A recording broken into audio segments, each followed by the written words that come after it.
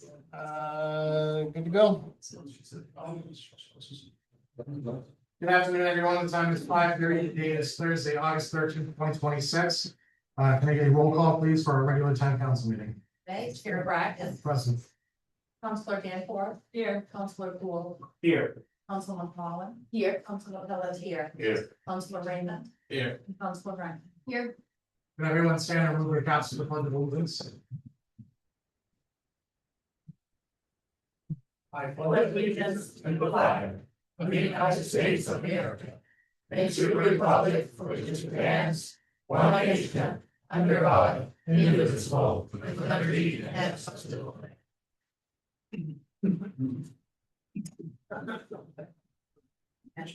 Mr. Manager, is there any adjustments to the agenda tonight? No, sir. And it does not look like we have any minutes to approve for tonight, and we have no special presentations and no unfinished visits, but we did have a request. If the council is okay with it, we have a citizen that would like to talk for a minute on the approval of the minutes. Does anyone have any objections? Seeing none. Former council, did you want to talk about the minutes? Yes. Thank you very much, again. Just name and address for the end. Sure. Jesse Dumay, 10 Somerset Street, Millinocket, Maine. This may take me a moment to get through, so little latitude, if you could please, and I would appreciate it. I won't take up too much of your time. In regards to order number 179, I would like to speak from council to the chair and the public. Reference, not in reference to the vote, but in reference to the conduct of the council chair during that order. Although my name was not given directly, which I would not have minded in the least, as a constituent, a friend, and former colleague, I think it's important that the policy of representing the people and respective opinions, especially when saying things under the guise of full transparency, I would do my very best to communicate those words accurately and within the proper context. I believe it not only important, but our duty to question our elected leaders. I believe that it is their responsibility to answer and represent us honestly. This is the very basic principle of local government. I believe that my comments, I believe that my inquiry, and I believe that full transparency was not given. I am here to give that full transparency. I appreciate Councilor Danforth's questions.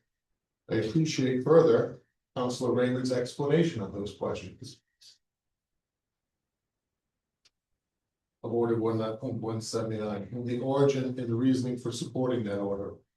I consider Chair Bragdon very intelligent, educated, and well-spoken, which begs for me to question, was this by error or by design? Comments such as these can be very misleading when determining decisions and considerations by other council members and receiving input from the public, as we see what happens if you watch the last council meeting. So in July 23rd, 2026, order 179 was read and voted on. Watched the council meeting, in 45 minutes in, if anybody hasn't seen it or would like to, that's where the order starts. 51:30, Chair Bragdon speaks. He says comments.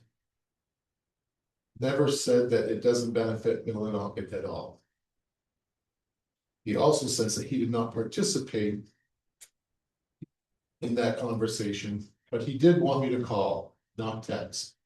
And he further called me twice at 10:22 a.m., which was 2 minutes into that text message thread. This does not show full transparency. Furthermore, he reiterated at the end of that meeting on that order that Millinocket would not benefit at all and repeated full transparency. 52:30, Councilor Pelletier commented, and then 52:50, I don't know who it was, but somebody spoke from a public comment. But for the benefit of all those that were here and all those watching, I would like to read briefly, no, won't be in any explanation, but I will read that text message thread in its entirety. The way people can understand that I do not think the way or speak the way that was represented.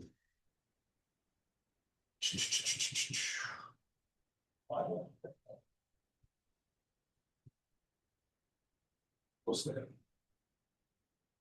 I just looked over the truck this.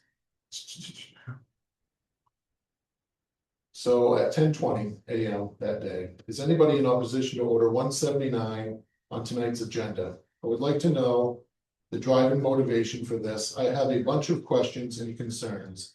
Councilor Danforth answered with, Jesse, I can follow up with you after my meeting. Would you like to hear? I would like to hear your questions and concerns. My response, I would like to know the answers to my questions first. If anyone is initially opposed to order 179 of tonight's agenda, and what is the driving motivation, I would like to know before I give my opinion and ask questions. I know Matt just tried to call. Councilor McLaughlin. Jesse, I feel out of the loop on this agenda item, so I can't give a direct answer. I have been away for 3 weeks on vacation and just returned last night. I'm not sure this was ever even discussed as a council. Someone correct me if I'm wrong. My response, don't get me wrong, if I come across a little off on this, but please save me the reasoning of economic driver for the Millinocket community. Because other unorganized territory letters of support requests, as in Stacyville Road for the National Monument, had opposition and questionable intentions when it came to as an economic driver for Millinocket. Councilor Danforth, you are not wrong, Tammy. The town manager. My honest opinion is that it is better suited for the county commissioners. My response, I've been messaging him as well. The manager, this was a request from John and supported by Matt. I said, I figure as much. Has any council person or administration had conversation, verbal, email, or any other with a representative from New England Outdoor Center on this topic? The manager, most likely John. He did write a draft letter, though. Chairman Braga, to be clear, I support bringing it to the council for discussion. Peter drafted the letter. I had plans to ask questions tonight, hence why I called to discuss. And then my response was, I understand, Peter. You work at discretion and do what you're told by the council. I don't mind having verbal discussions after I get some answers, Matt. Sometimes you need to have something in text to refer back to when it comes to the phone calls, and I quote walks. It is hard to verify what is said. I'm sure you understand. Councilor Bragdon, Chair Bragdon. Actually, in group thread like this, I do not. I understand email or private text discussion. I'm always happy to follow up on verbal conversation with an email recap. Gotcha. I'll be more than happy to send you an email if text is not preferable. The manager, I also don't really think it matters much who it comes from. Trail is pretty much built from what I understand, and the state just needs the governmental body support of it to approve. It's not much of a fight. Councilor Danforth, I heard from Gail Fanjoy that the trail is going to be on their new trail now. Canadian Timber gave the okay for the trail from the clubhouse to the brewery. I said, interesting. Councilor Danforth, it's been in the works for some time, but it recently given the green light from what I understand. Myself. So asking for an endorsement after the project has already been approved and constructed, would the only clear beneficiary is destination of New England Outdoor Center specifically with a question mark. Because we already have connectivity between the clubhouse all the way through Millinocket, every street in East Medway already has connectivity. Councilor McLaughlin, I figured myself. And don't get me wrong, I'm not against the clubhouse or people that use ATV trails. So once again, I wonder if there's connectivity through the east and west corridor, and connectivity to the clubhouse, and connectivity all the way up to 157 going east and west. What is the benefit economically for Millinocket if extended to the New England Outdoor Center? As a question, Councilor McLaughlin said, I don't think it economically benefits Millinocket. It benefits Matt Polsky. However, I'm not necessarily opposed to it. I know ATV trails and access to restaurants and other establishments, it is important to people using these trails. I finish off with, I've talked to plenty of downtown businesses, and trust me, the restaurants, lodgings do not benefit substantially from ATV traffic. Especially when they're coming from the restaurant that serves the alcohol. The brewery that serves the alcohol, obviously, and the lodging is already at Neon. Millinocket is just a pass-through. The only businesses that will substantially benefit from this connection is New England Outdoor Center, perhaps the Katahdin General, and no offense to the largest convenience store and gas station in the Tri-Town area, other than Medway now, of course.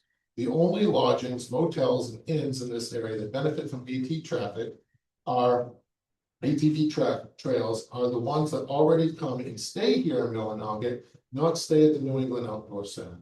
So in my opinion, if you add that option, then you actually possibly are taking away from existing Millinocket businesses as far as restaurants, motels, what little they do get, even the sawmill.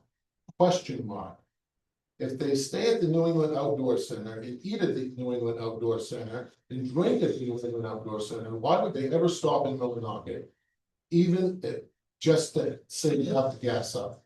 And increase traffic flow with ATVs and side-by-sides, don't even get me started. Especially ones coming from a drinking establishment. That sounds wonderful when the PD cannot even keep up with the uninsured, unregistered, and don't get.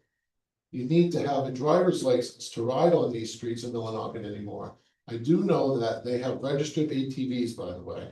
Some of these ATVs and side-by-sides are as large as small cars. Sorry for calling a spade, but I do know why we're publicly supporting the venture other than necessity of the need to somebody to sponsor them on the 11th hour, certainly without any opposition at all.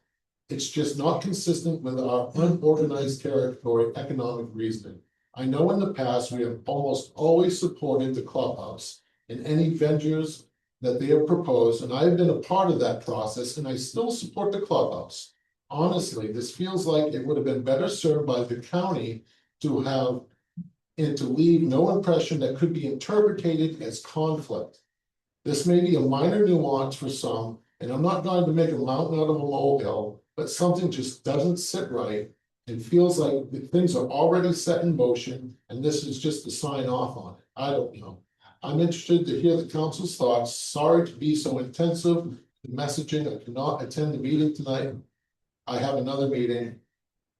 I do agree with you, Jesse. This is Councilor McLaughlin on all very valid points in the Millinocket issue. I'm sure that the council will receive criticism. I want to thank the council for having a fruitful and thoughtful discussion on the order last night. I appreciate your efforts. And that's the end of that discussion. None of what I said was in context to what you said, Chair Bracken. You said that I said that it was no benefit to Millinocket. I never said there was no benefit to Millinocket. You reiterated that again afterwards with full transparency. Councilor Raymond even stated that the 4 businesses that would directly affect the most of this are 4 businesses, and I'm not against these businesses at all, but these 4 businesses that he mentioned was the Big Moose, the Golden Road Yacht Club, Knife's Edge, and Neon were the 4 businesses that were mentioned. I did not hear one mention of a Millinocket business. I know that we're going to get past through business. The camp owners and trail access, that's something that I did agree with, that you mentioned. So I did have learned a lot from watching that meeting. And I thank you, councilors, some of you, for asking the questions and representing those questions. I won't take up much more of your time, but it was also in the newspaper. So this is just one of those things that if you guys don't represent the words of your constituents accurately, then things can get spun out. And yeah, so I appreciate you listening. I'm sorry to the public for taking such a long time for reading that. And I didn't want you councilors to know where my heart was coming from, where my mind was coming from, my thought process behind it. It wasn't as simple as I had somebody reach out to me and they're totally against this and not for it. So I appreciate you guys again. Thank you. May council comment? I just want to comment because looking at it from somebody that's not into part of the ATV community, is I was looking at it from the opposite aspect of now everyone that's up there would have access to the town of Millinock. That was my vote on it, and hearing about grocery stores, and I believe, and I don't have the minutes in front of me, so I do apologize, but there was a council that made a comment because there was no financial obligation that was part of it. So I felt it was, I hate to use the term pomp and circumstance, but I was looking at money being able to come down from the lakes into Millinock, so. In which I agree with you, after the explanation. Any other councilors? Yes, sir. Thank you, Jesse, for bringing that up. And I know it probably looked that way as you looked at it, that what I said was the 4 businesses that would benefit from extending it that distance. But as you might not know, in trail building, it's a lot of baby steps. And over the years, in 9 years, you get the trail to the east. Took us 3 years to go to the west. And without, well, when you're dealing with these landowners, a lot of times, of course, I'm gonna let the cat out of the bag here, but a lot of times we don't want to show our whole hand. But Millinock Lake is just another stepping stone to get into the Grand Brook area, to get into the Nanabucana area. Then you get into the Greenville. It makes a loop, and that's what we really would like to see, more loops. I heard that in your explanation. And that's why, yes, on its face, it looks like we're only benefiting 4 businesses, but in support of it too, we have a lot of wheelers that have come into town at different times during the weekend, and there's not a lot for them for places to eat. It gave us more options for that. We hear a lot of that, so we'd like to see more businesses in town.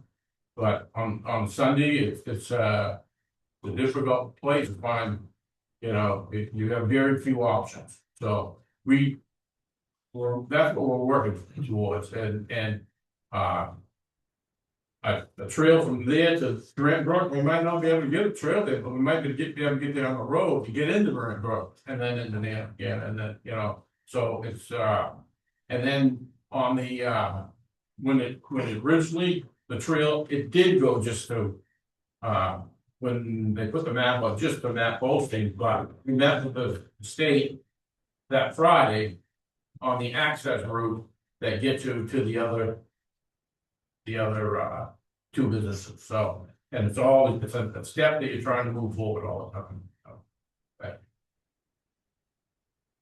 Any other councilors? Seeing none? Thank you. Moving on to new business, we have no town managers report tonight, Counselor. Who can I read order on 182, please? Yes, Mr. Chairman.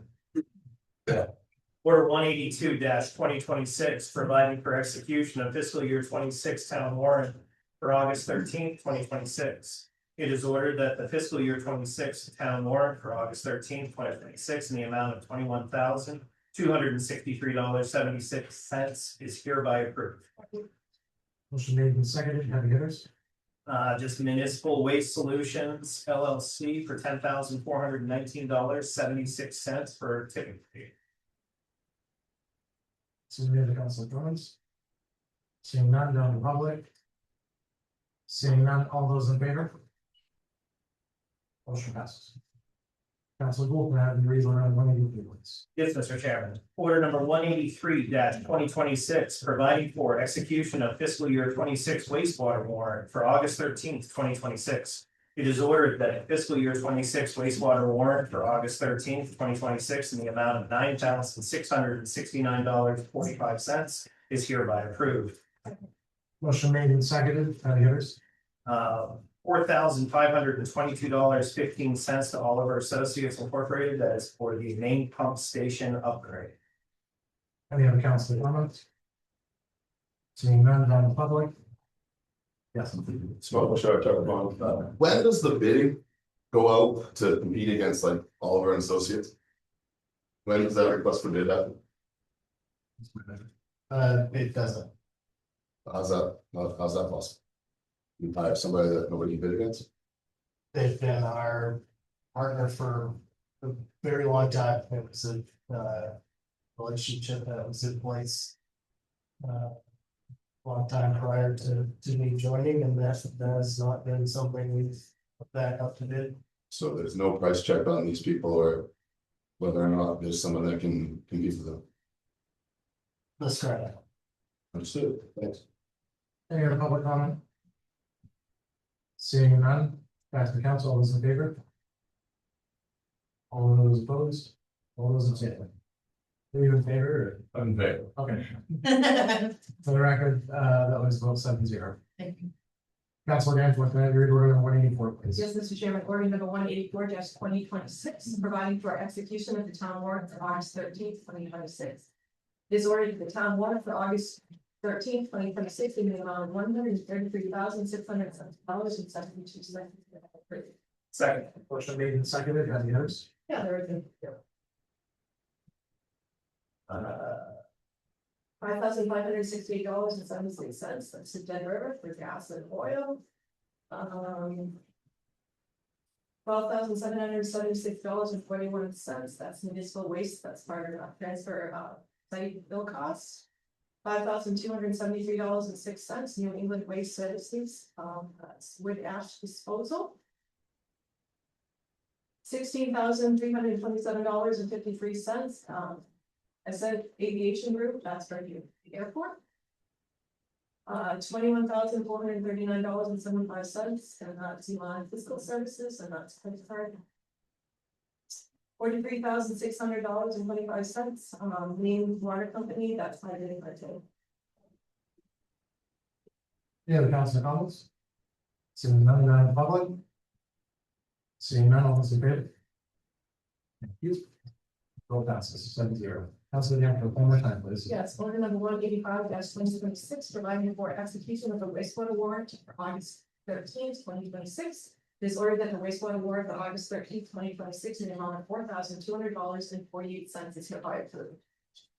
Second. Motion made and seconded, any others? I can mention a couple, $1,368.96, creative digital imaging, and that's versus responsibility. $1,300 pro industrial plus, pump station maintenance. Any other council comments? Seeing none, in the public? Seeing none, all those in favor? Motion passes. Councilor Wong, can I have you read order number 186, please? Certainly, order number 186-2026, providing for approval of an application for a victualler license for the Blue Ox Saloon. It is ordered that the attached application for a victualler license is hereby approved for Thomas St. John, business address 61 Penobscot Avenue, Millinocket, doing business as the Blue Ox Saloon, 61 Penobscot Avenue, Millinocket. Second. Motion made and seconded, council discussion. Seeing none, down to the public. Seeing none, all those in favor? Motion passes. Councilor Ryan, can I have your order number 187, please? Order number 187-2026, providing for application approval of an application for a victual license for the Katahdin General Store. It is ordered that the attached application for a victual license is hereby approved for Michelle Brendrick, business at 160 Bake Street, Millinocket, doing business as Katahdin General Store, 160 Bake Street, Millinocket. Second. Motion made and seconded, council discussion. Seeing none, down to the public. Yes. This does complete our victualers list for the past. That's it, thank you. Any other public comment? Seeing none, all those in favor? Motion passes. Councilor Raymond, can I have your order number 188, please? Order number 188-2026, providing for authorization to enter intermunicipal fire and EMS administrative service agreement. It is ordered that the Millinocket Town Council approve the attached intermunicipal fire and EMS administrative service agreement with the town of East Millinocket, authorizing the town manager to execute and oversee said agreement. Second. Motion made and seconded. Before I go to the council, I'll open it to the manager first. If you have any comments.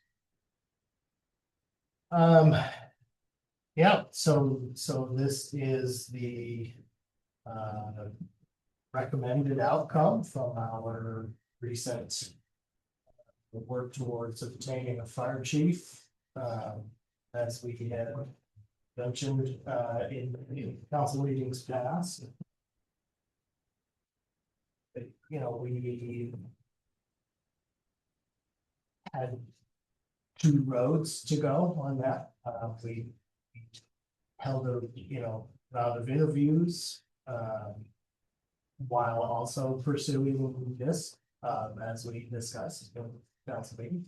And after we had done interviews, we still felt strongly that this is the way to go. And, we've all been informed along the way.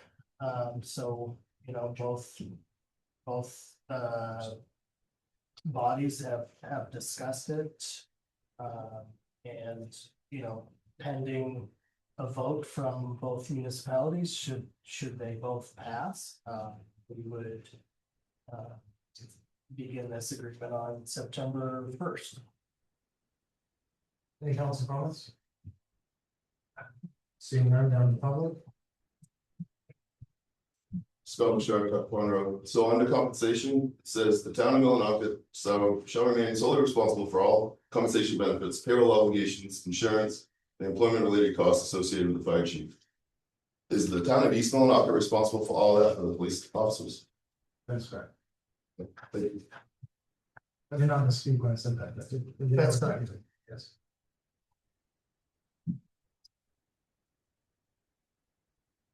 Jesse, you had some Street. I did have a question about that order too. So I see that East Millinocket is 33,750. That's their portion. What is the complete package that we'd be paying fire chief, the new fire chief if voted on? That wasn't in the information. So if this were a full year, it would be $45,000 contribution from East Millinocket, where we're starting it in September. This is a retrofit of the remaining balance. Hold tight a moment.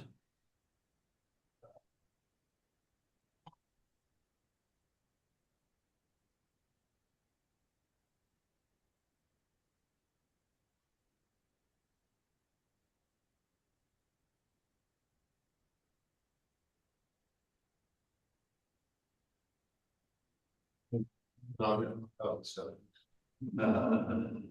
grounding is too much. Speak it.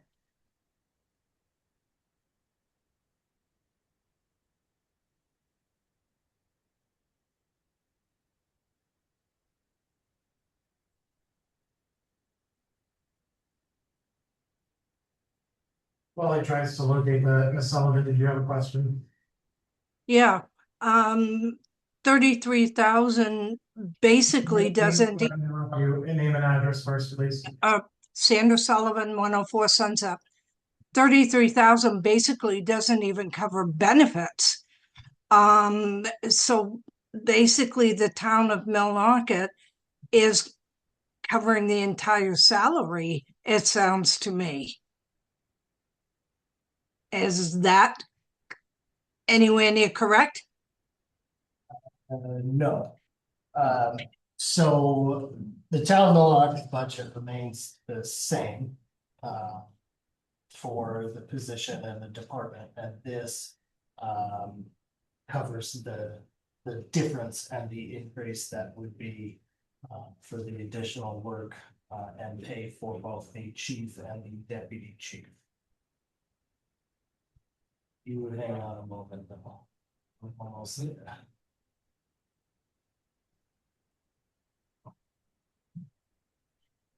Okay, so if this were a full year, from July to June, the increase on the fire chief cost would be $33,385. That is a salary of $110,000, FICA and Medicare for $8,415. Main PERS is $14,410. Paid family medical leave is $550. Workers' compensation is $10,417. Unemployment is $275.50. And insurance is $34,582.68. And then, it also has an adjustment to the, we're now reviving the deputy chief position within the union contract. So that base wage is $63,086.40. FICA and Medicare is $4,826.11. Main retirement, main PERS is $8,264.32. Paid family medical leave act is $315.43. Workers' compensation is $5,974.28. Unemployment is $287.50. And the insurance again was $34,242.84 for a total of $116,996.88. And the increase from the norm is $11,474. The increase of our operation and cost for those two positions combined for a full year is $44,859.97. Which retro from September to June equals $33,750. Thank you. That answers all my questions and then some. Well, Thank you. Ms. Sullivan, did you have anything else? Did that answer your question? It still sounds to me like we're carrying the biggest portion, whereas we are paying East Millinocket through the nose for police coverage. And my other question is, does this in any way involve Medway? This does not involve Medway in any way, shape, or form. Okay, And as for East Millinocket, we're talking about one person versus an entire department with equipment, vehicle maintenance, etc.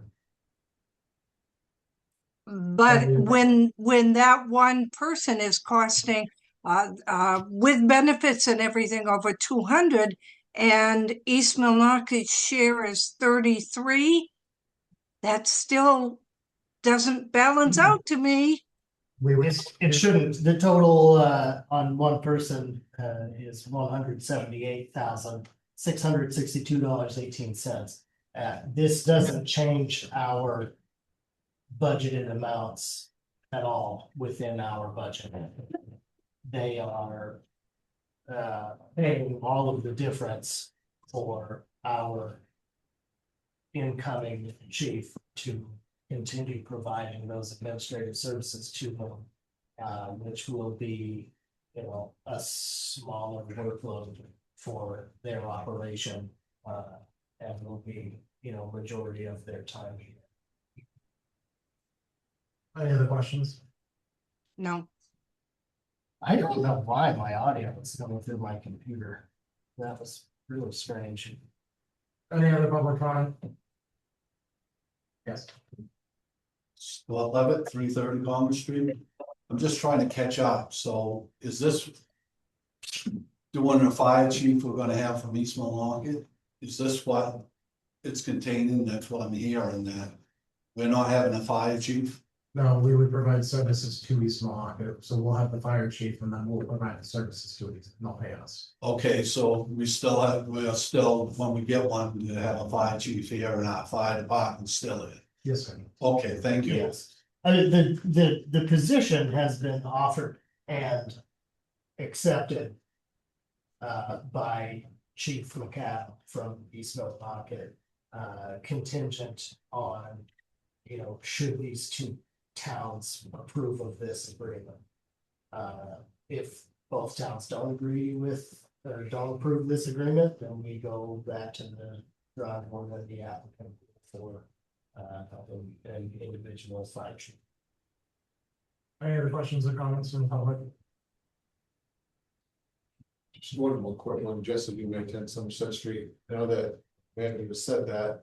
Has East Millinocket had their meeting to approve or not approve this, or does it, which I think it's smart. goes first? So we go first and then. It was originally scheduled to be on their agenda on September 4th. That's And then there were one more select board members that were unable to attend that meeting. They wanted to, and it is now slated to be on the agenda. East Millinocket on September 18th, next week. Thank you. September or August?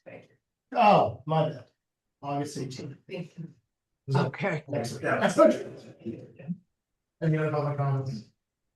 Yes, Ms. Sullivan. No, that was going to be my question. Then how can he start on September 1st if they're Oh, not yeah. having their meeting till the 18th? Human errors, apologies. Anyone else? Seeing none, back to the council, Council Pelletier. I'd just like to point out the contract, so 1 year. You know, so we can evaluate. People money out and ask for it next time.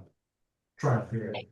Correct, that would, this contract, when I did create it, it does dictate that there are several, progress meetings, throughout the year. And the decision for continuation or, any additional financial needs, needs to take place with, by 120 days prior to the beginning of next fiscal year. Yes. I just have one question, not saying this, but is there any audio coming out of these speakers? No, I don't know why this interface is showing up on my computer I didn't tonight. think so, 'cause I couldn't hear It it. is- It's, He's working on resolving it as we go. Okay. I promise. I didn't know if it was just me or what. It is not. You guys are currently projecting, well, I think everybody can hear you, so as long as you continue to. right, well, just like when Sandy speaks from there, it's coming from my computer. Right, instead of- right. yeah. Any other council? Just getting old. Mr. Chairman, I just wanted to mention that I've been involved in some of the regional EMS fire meetings where we are looking to find a model that would work so we can share services. And this is right now, I think the best case scenario to trial this. It is a 9-month period. It's not quite the full year. We can see how it works. And any other conversations I've had with our local fire EMS guys, morale is really high right now, and people like each other, working well together. So I think this is a great opportunity. I'm in support of this. Seeing none, all those in favor? Motion, all those in favor? Motion passes 7-0.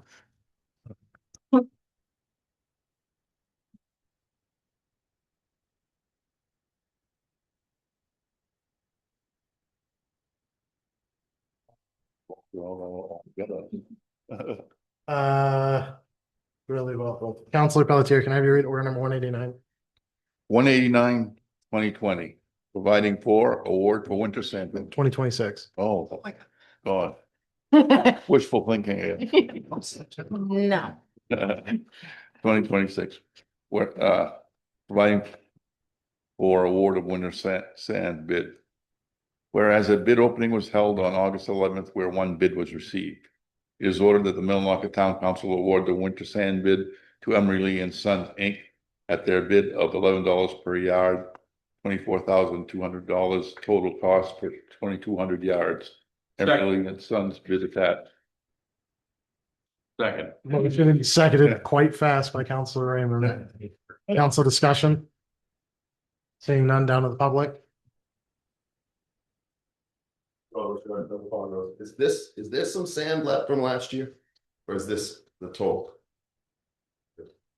It's somewhere. And we only pay for what we order and take. So. We did that, and we don't need all 200 yards, but we only pay for what we'll take. That's how many tons of salt? Oh, Tons of salt. Right, is this you buying this at $11 per yard pre-mixed, or is Brian mixing it? no, not pretty much. And then so the salt separate? Yeah, we buy salt. So, all right, I'll wait for that. Well, that hasn't been. On No. first yet. Not that I'm aware of, no. Okay, thank you.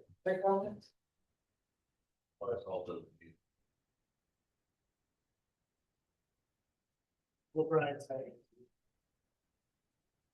Great with safety to, oh.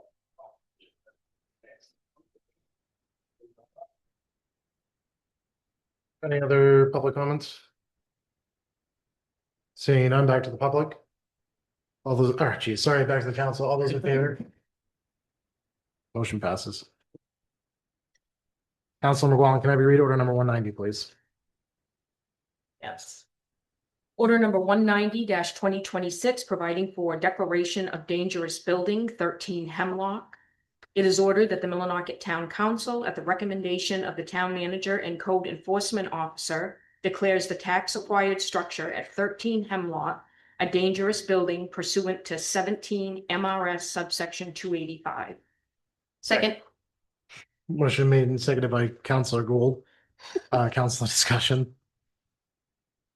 Saying none, down in the public.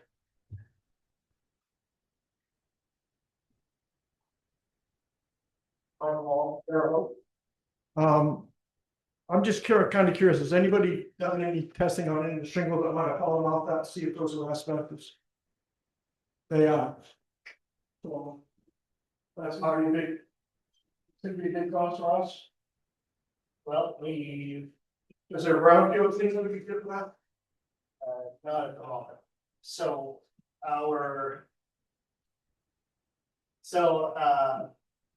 we requested quotes from Relief and speaking with neither of which. Bless you.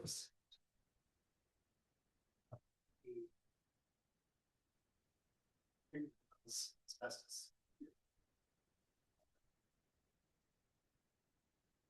The option.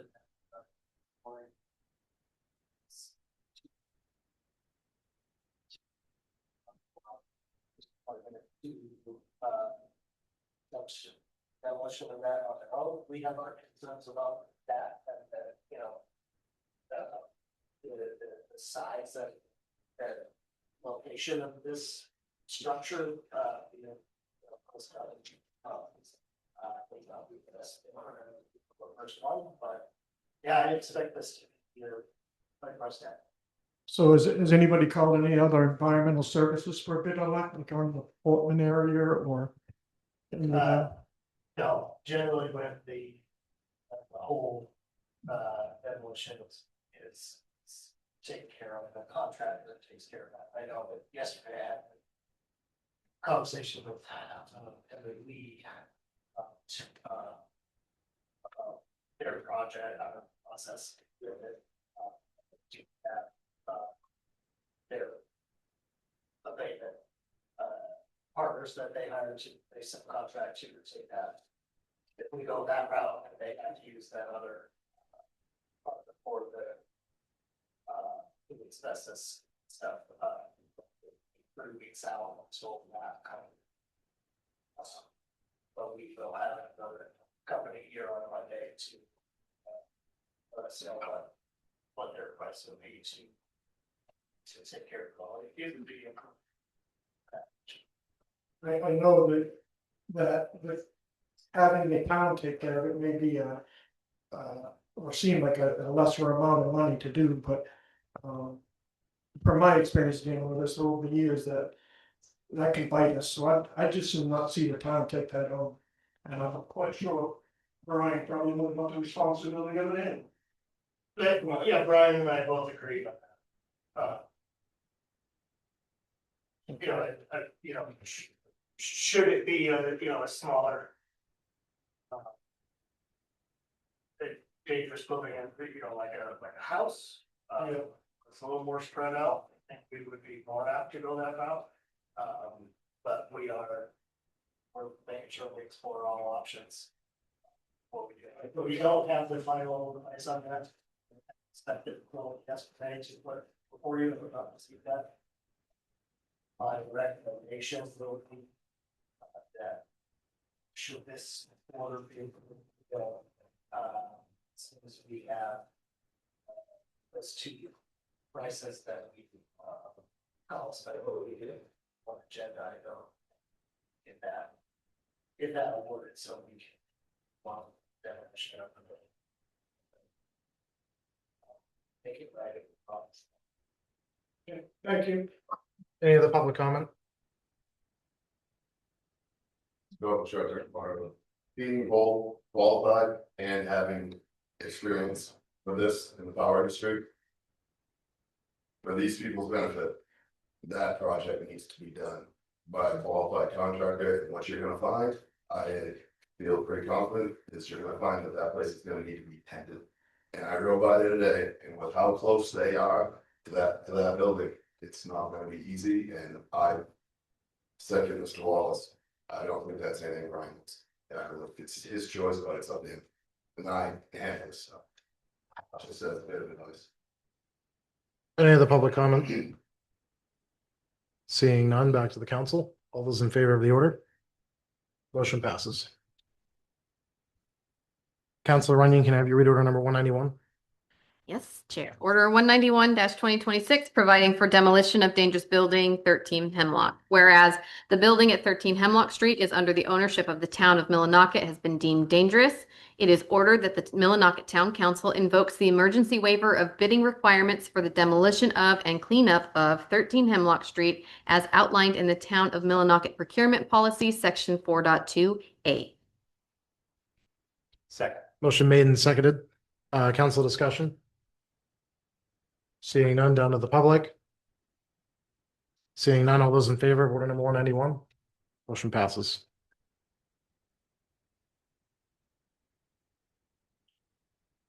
Reports and communication warrant committee for August 27th will be, council meeting will be Councilor McGuallen and Councilor Pelletier, assuming both of you will be available. Perfect. Chair committee reports. I'll give a brief one for the age-friendly committee. So our handy helper program, you'll notice the volunteer recruitment part of our program is live. I know Asher, I think you went on and you've signed up. So we're looking to start a handy helper program for our residents. And to do that, we need volunteers before we can then put out that we're ready to help folks. So we're in the volunteer recruitment stage. And I know it went live on social media and it's on the website, and we'll do there'll be some stuff in the paper. So we'll get some notices out there so we can hopefully have a nice volunteer crew that will assist community members in need for small tasks around the house. So stay tuned for more information about that. And if you find it in your heart that you want to be a volunteer for the town for this very Worthy program. what's that, worthy program? Yeah. Another committee member, please sign up. And if you have questions on, I think my name's involved there somewhere in my contact information as well as Grace for the town. So speak to me after. So. Anyone else? No. All right, perfect. 2-minute public comment. This is the time you can come up and address the council, ask questions, concerns, comments. If there is a question and we do not have an answer for you right away, we will do the best to make sure that we get you an answer by the next council meeting. Before we get started, I am announcing that I will be resigning from the council effective immediately after this meeting. I have some personal stuff going on in my life and I need to finish those first before I can actively participate as a council member, and my family and my mental health come first. So immediately effective after this meeting, I will be resigning from my position as town council. 2-minute public comment.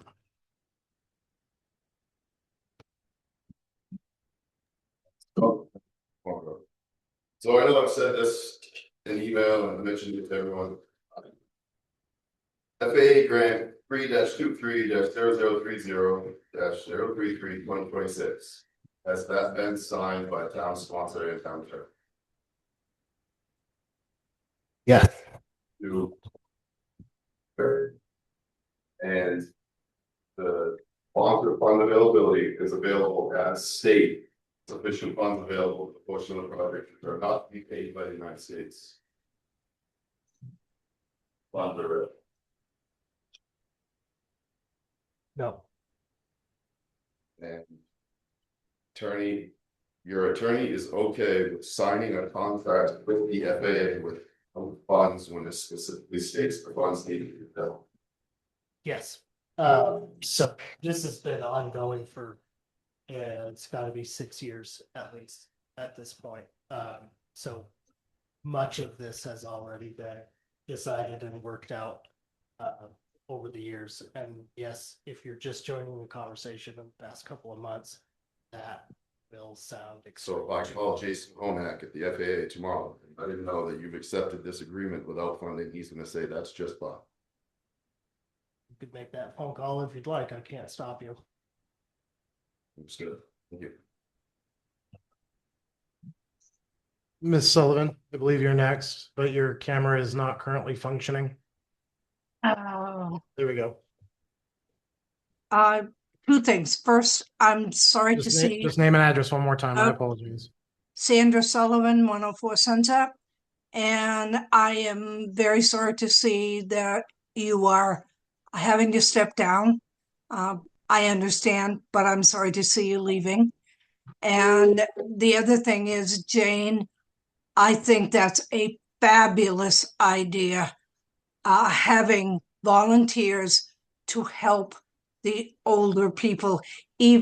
Some of us need help even just for a short time period. And it will be nice to know that there's someplace out there we can go. Thank you. I think Councilor Gould signed up. Any other public comment? Yes. Very sorry to hear. And it's just unfortunate. The value, then know your peers value, I did what I said to do, so. You're gonna be sorely missed, I also feel that.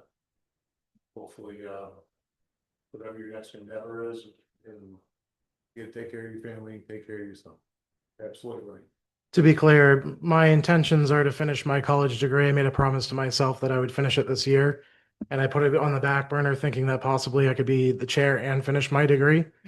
And that was a foolish mistake. I bit off way more than I can chew, and my degree in public administration means more to me. To effectively do this position in the future with a degree under my belt, I think is the smartest choice to make. And I will still be acting in somewhat of a capacity. I promised Asher downstairs that I would help him finish the code book because I made a promise to the citizens that I would. So that will still be something that I will be pursuing, but as a citizen instead of a counselor. Thank you. Any other public comment? Yes, Jeff.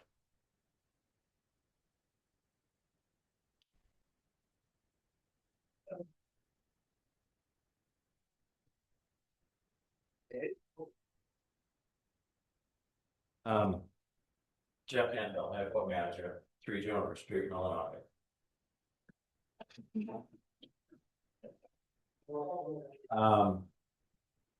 I would be remiss if I didn't stand up here and defend what we've been doing at the airport.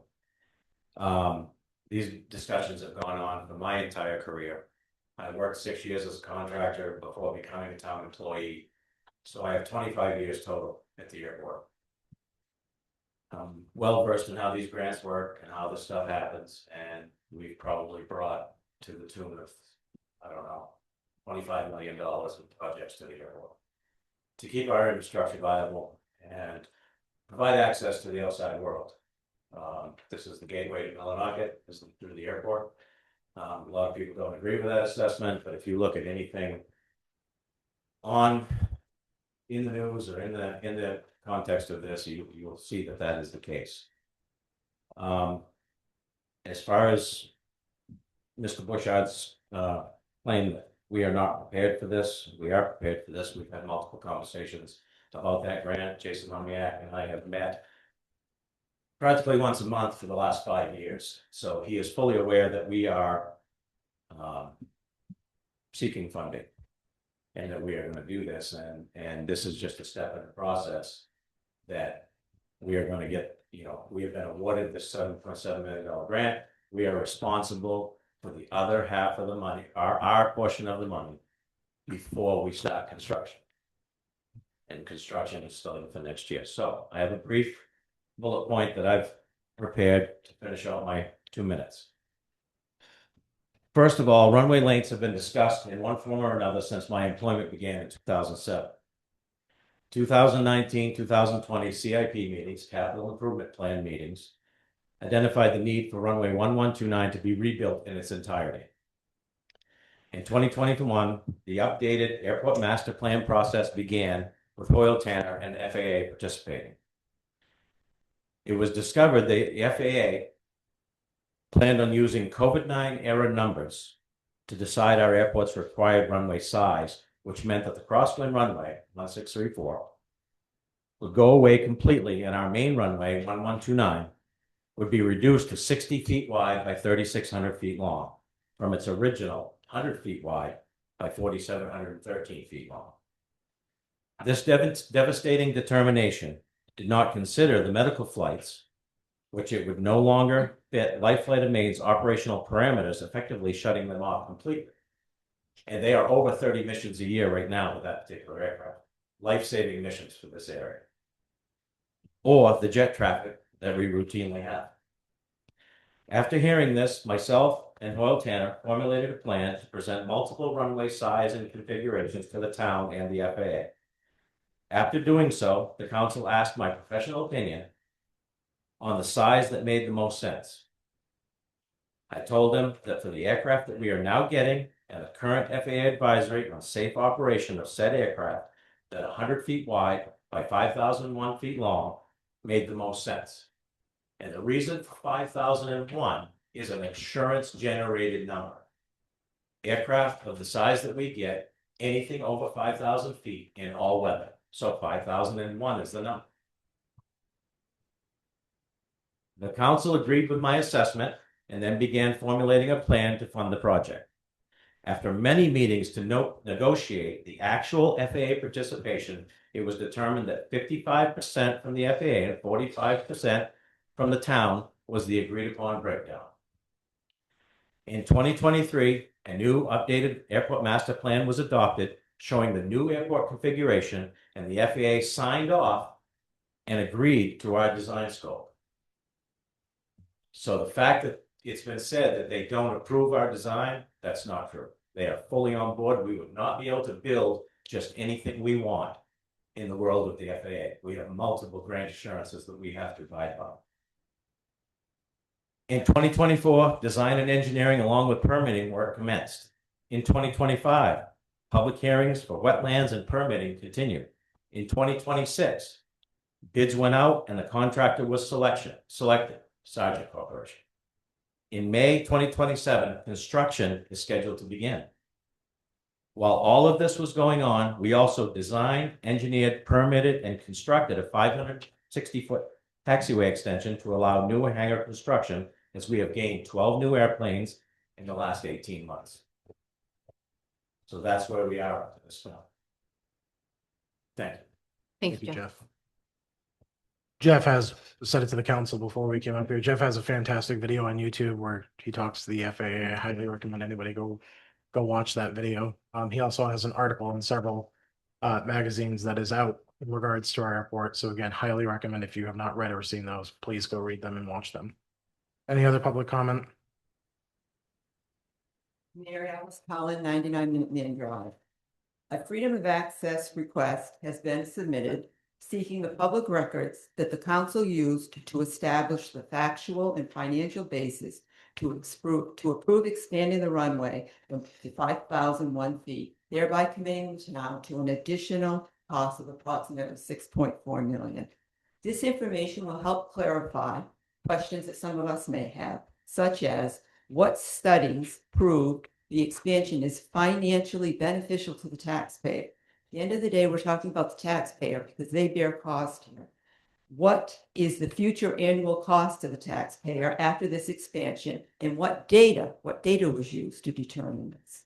Was an independent study performed to prove that the FAA's 3,200-foot runway recommendation was incorrect? An independent study, please. What FAA grant dollars will be lost for future improvements because the town chose not to follow the runway recommendation? What is this going to cost the taxpayer? This $6 million, when the time comes that the airport needs, this additional runway needs to be maintained. How many millions of dollars the taxpayer will be faced with because this part of the runway no longer qualifies for grant funding? If that indeed is the case, please clarify if we've lost grant funding on that additional runway. What is the ultimate financial risk to the taxpayer? In other words, if the longer runway does not increase airport revenues enough to pay for the related costs, what increase each year can the taxpayer expect in the tax bill? There is public support for the airport, but it cannot be unconditional. This is about whether the council has protected the taxpayers from unreasonable financial risk, and that the public record will show that the council did their homework before committing the taxpayer to a project of this magnitude. The FOAA request submitted simply asks for that information. Thank you. Your request has been sent to legal counsel as well as the manager. There is a formulated response coming. I do want to add, we have had 3 FOA requests in the last week.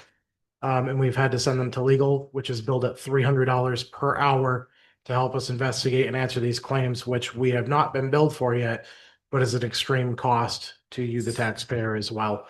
A lot of these questions can simply be answered by coming to these meetings, and then we can provide them at the next meeting, like I've done on many occasions since I was elected chair in November, or through an email or correspondence with one of the counselors that are sitting up here. Given that this is an FOA request, it has been received and it has been sent to legal and Peter for a response that is currently being formulated for you. As per the state law, I believe it's 5 days to get a response. I'm hoping that Dean should have an answer for you tomorrow. So. 5 days for issues. Correct. Any other public comment? Mr. Chairman, members of the council, Dave Marshall, 153 Congress Street. My concern is funding. I've run into that problem with county, and also I'm also concerned specifically as a taxpayer in Illinois. The project that's proposed predicates funding sources coming from some source, whether it's commercial directed funding from Congress or other funding, but the net cost, I believe, is about $6.1 million. Right now, I think the town is also looking at possibility of building a fire station and what costs that might entail. There's a new development project by Acadian Timber. What infrastructure would be expected to be paid by the taxpayer? Well, my thinking is that in this economic time we find ourselves, and I have people calling me who have problems paying their current property tax. It's understandable and it's regrettable.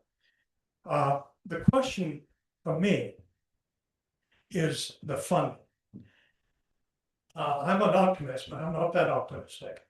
At some point in time, failing to find the source funding that you're pursuing, that will fall on the taxpayer. $7.1 million. I think Mary Helen mentioned after the construction, what about maintenance of those in that area outside of the contract or outside of the provision of the contract issue? So I'm just asking for, and I don't know about the immediacy of this. I spoke with Congress, Senator Collins' staff the other day, and they received no application from Millinocket for airport grant this past year.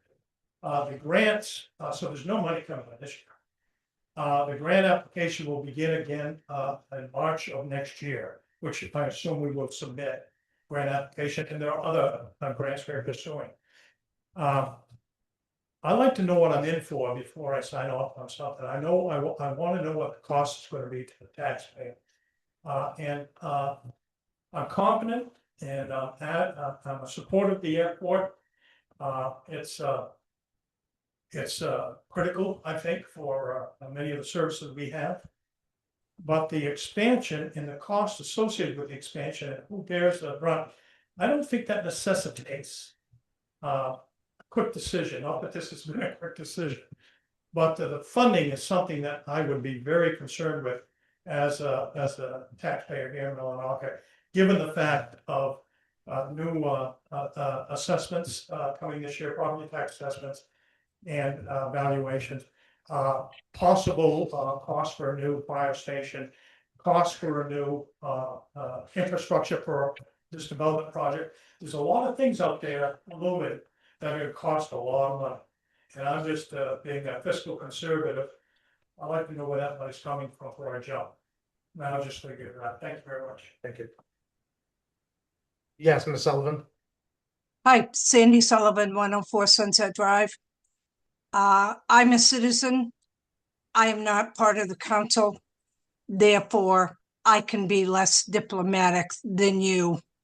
Where the hell have all you people been for the last 5 years, 6 years, 10 years, while all this stuff has been passed? Have you considered how much money has already been spent at the airport getting this far, and now you've discovered it's happening and you want to stop it? Why aren't you filling those chairs every single week instead of once every 10 years? Thank you. Any other public comment? Seeing none, I will seek a motion to adjourn. So moved. Motion made and seconded. All those in favor of adjourning? Motion passes. The time is 6:37. The council meeting is now over. Or she'd